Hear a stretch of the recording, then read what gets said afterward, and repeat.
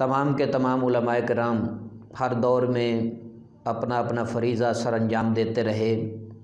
الحمدللہ پچھلے کئی سالوں سے ہم بھی اسٹیج پر بیان کرتے رہے ہیں کہ عریانی سے بچو، فحاشی سے بچو، بغیرتی سے بچو، بے حیائی سے بچو۔ جب یہ پردے کے بارے میں تلقین کی گئی، میرے آقا علیہ الصلوۃ والسلام نے پردے کی بڑی ہمیں نصیحت فرمائی کہ پردہ کرنا چاہیے۔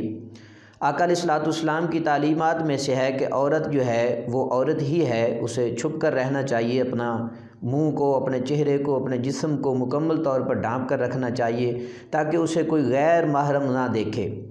حضرت علی المرتضیٰ شیر خدا رضی اللہ تعالیٰ عنہ نے سیدہ کائنات رضی اللہ تعالیٰ عنہ سے پوچھا کہ عورت کے لیے سب سے بہتر کیا چیز ہے؟ فرمایا کہ اسے کوئی غیر محرم مرد نہ دیکھے، یہ عورت کی خاصیت میں سے شمار کیا گیا ہے۔ لیکن جب ہم علماء کرام اسٹیجوں پر یہ باتیں بیان کرتے رہے، بار بار کہتے رہے کہ بچ جاؤ ان چیزوں سے، اپنے آپ کو بے حیائی سے بچا لو، برائی سے بچا لو، تو جواب میں کیا کہا جانے لگا کہ ہمارا جسم ہماری مرضی ہے، ہمارا جسم ہماری مرضی ہے، ہم جیسے مرضی کرتے رہیں، ہمیں آزادی ہونی چاہیے، یہ اسلامی جمہوریہ پاکستان ہے۔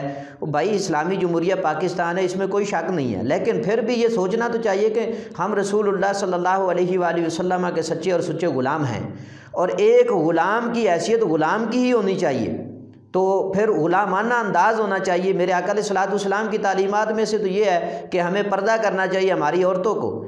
اس کے باوجود عورتیں جو ہیں سر عام بازاروں میں گھومتی پھرتی نظر آتی ہیں، چہروں پہ نئی نئی چیزیں لگا کر اپنے چہرے جو ہیں واضح لوگوں کے سامنے کیے ہوتے ہیں۔ بے حیائی کا ایک بازاروں میں ماحول گرم ہوتا ہے، کپڑے تنگ قسم کے پہنے ہوتے ہیں، اور بعض عورتیں تو ایسی ہیں ان کے اوپر چند مخصوص سے کپڑے ہوتے ہیں، عریان نما جسم ان کا واضح ہو رہا ہوتا ہے۔ تو یہ ساری باتیں جب کہا گیا کہ ان چیزوں سے بچو، ایسا کپڑا پہنا جائے جس سے عورت کے جو اعضاء ہیں وہ واضح نہ ہوں، تو کہا جانے لگا کہ ہمارا جسم ہماری مرضی ہے۔ لیکن جب کرونا وائرس آیا تو پھر کیا ہوا؟ جہاں سر ڈھانپنے کا اسلام نے حکم دیا تھا، سر جسم ڈھانپنے کا اسلام نے حکم دیا تھا، اللہ اور اس کے پیارے حبیب علیہ الصلوۃ والسلام نے ہمیں حکم دیا تھا، تو اس وقت تو کہا جانے لگا کہ ہمارا جسم ہماری مرضی ہے۔ جب اللہ کی طرف سے عذاب کا نزول ہوا، کرونا وائرس آیا، تو اب پھر جسم تو جسم ہے، چہرے بھی ڈھانپنے شروع کر دیے۔ تو اگر ہم رسول اللہ صلی اللہ علیہ وآلہ وسلم کی تعلیمات پہ عمل کرتے، ہماری خواتین آقا علیہ الصلوۃ والسلام کی تعلیمات کے مطابق زندگی بسر کرتی، تو اس طرح کے عذاب نہ آتے۔